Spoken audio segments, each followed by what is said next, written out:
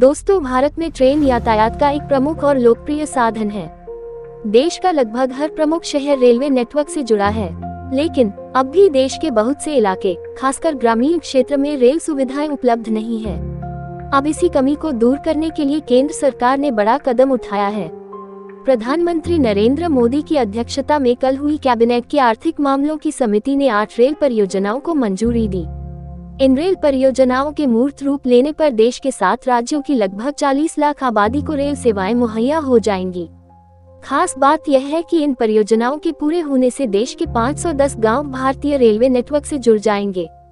केंद्र सरकार ने जिन 8 रेलवे प्रोजेक्ट्स को हरी झंडी दिखाई है, वो देश के 7 राज्यों को कवर करेंगे। इन राज्यों में ओडिशा, महाराष्ट्र, आंध्र प्रदेश, झारखंड, बिहार, तेलंगाना और पश्चिम बंगाल शामिल हैं। इन परियोजनाओं के पूरा होने पर पूर्वी सिंहभूम, भद्राद्री, कोठागुडम, मलकानगिरी, कालाहांडी, नवरंगपुर, रायगढ़ आदि जिलों के करीब 510 गांवों और 40 लाख लोगों तक रेल संपर्क बढ़ेगा। इन प्रोजेक्ट को 2030-31 तक पूरा कर लिया जाएगा। देश के 7 राज्यों में रेलवे नेटवर्क के विस्तार पर केंद्र सरकार 24,657 करोड़ रुपए की भारी भरकम राशि खर्च करेगी।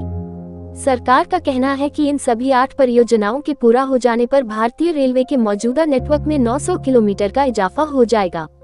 510 गांवों के रेलवे नेटवर्क से जुड़ जाने से न केवल लोगों को आने जाने में सुविधा होगी, बल्कि इससे ग्रामीण अर्थव्यवस्था को भी गति मिलेगी।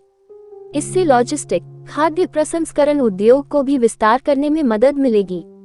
मोदी सरकार ने जिन 8 प्रोजेक्ट को मंजूरी दी है, उनमें से 4 ओडिशा के लिए, 1 उड़ीसा, आंध्र प्रदेश और तेलंगाना के लिए, 1 झारखंड, पश्चिम बंगाल और ओडिशा के लिए, 1 महाराष्ट्र के लिए और 1 बिहार के लिए है।